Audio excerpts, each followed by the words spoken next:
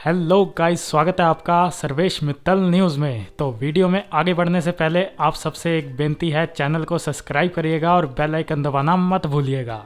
तो दोस्तों, आपने कभी ये सोचा था कि चीन और तुर्की कभी भारत का साथ देंगे? लेकिन सच में हाल ही में कुछ ऐसा ही हुआ है। चीन और तुर्की के साथ साथ 10 से 12 देश ऐसे हैं जो भारत के समर्थन में कूद पड़े हैं। दरअसल ये पूरा मामला जो जुड़ा हुआ है वो जुड़ा हुआ है ट्रेड से। आप सभी लोग जानते ही होंगे, सन 2013 में भारत और यूरोपियन यूनियन मिल के फ्री ट्रेड एग्रीमेंट साइन करने वाले थे, जिससे दोनों देशों के बीच में व्यापार तो बढ़ता ही और जीडीपी में उछाल भी देखने को मिलता। लेकिन 2013 में यूरोपियन यूनियन ने भारत के साथ जो एफटीए की बातचीत थी उसे रोक दिया था। लेकिन 9 सालों के बाद, मतलब कि 2022 में यूरोपियन यूनियन ने भारत के साथ एफटीए को लेकर फिर से बातचीत करनी शुरू कर दी थी। और लग ऐसा रहा था कि 2023 के अंत में दोनों तरफ से एफटीए पर बातचीत पूरी हो जाएगी। इसके बाद भारत और यूरोपियन यूनियन एक फ्री ट्रेड एग्रीमेंट साइन कर लेंगे, इससे कि दोनों देशों को एक दूसरे की मार्केट का अनरिस्ट्रिक्टेड एक्सेस मिल जाता और दोनों ही देशों की जीडीपी में एक अच्छा खासा उछाल देखने को मिलता। लेकिन अफसोस, अब ये बातचीत रुकती दिख रही है और इसका कारण है यूरोपियन यूनियन का दोहरा रवैया। दरअसल हुआ ये है, अब से कुछ ही महीने पहले यूरोपियन यूनियन ने भारतीय कंपनियों से बनकर जो स्टील यूरोप में एक्सपोर्ट की जाती थी उस पर इन्होंने टैरिफ लगा दिया था। मतलब कि अगर यूरोप में भारत की स्टील 100 रुपए की बिकती थी तो वो टैरिफ लगने के बाद 120-25 की हो जाती। लेकिन यूरोप यहाँ पे भी नहीं रुकता,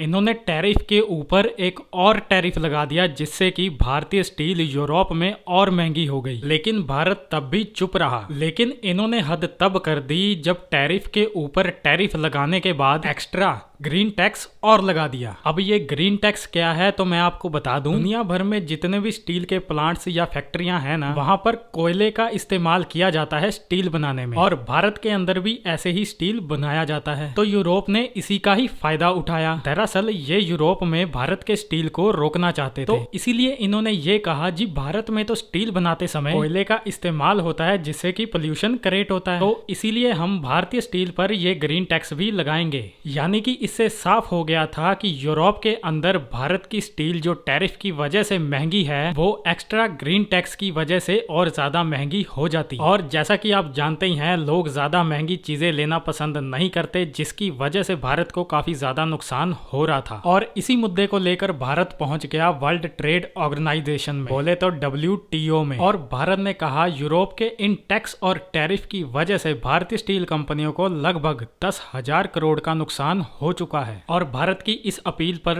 WTO में कार्रवाई चल रही है। लेकिन साथ ही भारत ने एक काम और कर दिया है कि यूरोप के साथ जो हमारी FTA की बातचीत चल रही है, भारत ने साफ कहा है कि बेटा अब FTA तो बाद में ही होगा, पहले तो बातचीत होगी भारतीय सामान पर लगने वाले टैक्स और टैरिफ की, जो बिल्कुल ही नाजायज हैं, जिनका उद्देश्य मात्र भारतीय प्रोडक्ट को यूरोप की मार्केट में जाने से रोकना है, इससे कि भारतीय कंपनियों को भारी नुकसान हो रहा है। और फिलहाल बताया जा रहा है कि भारत ने ये बड़ी कार्रवाई कर दी है कि हमने FTA की बातचीत में हार्ड स्टैंड ले लिया है। इसमें भारत ने ये साफ कहा है कि FTA पर बातचीत तो अब बाद में होगी, पहले बात होगी भारतीय कंपनी पर लगने वाले एक्स्ट्रा टैक्स की। और भारत के इस हार्ड स्टैंड से कई देश खुश हैं, जैसे कि तुर्की और चाइना जैसे देश, क्योंकि इनके सामानों पर भी यूरोप पिछले 5-6 सालों से लगातार टैक्स लगाता जा रहा है। लेकिन ये लोग बोलते कुछ नहीं थे और ना ही यूरोप का विरोध करते थे। लेकिन भारत ने जैसे ही यूरोप का विरोध करना शुरू किया, यूरोप की नाजायज पॉलिसियों के खिलाफ, ऐसे ही ये देश भी अब भारत के समर्थन में कूद पड़े हैं। और आपको बता दूं, जैसे ही इन देशों ने भारत के समर्थन में बयान देने शुरू किए हैं, वैसे ही भारत को भी काफी हौसला मिला है। और इसीलिए भारत ने यूरोपियन यूनियन को साफ कह दिया है कि देखो भैया, अगर आपको हमारे साथ व्यापार करना है तो ये टैरिफ और टैक्स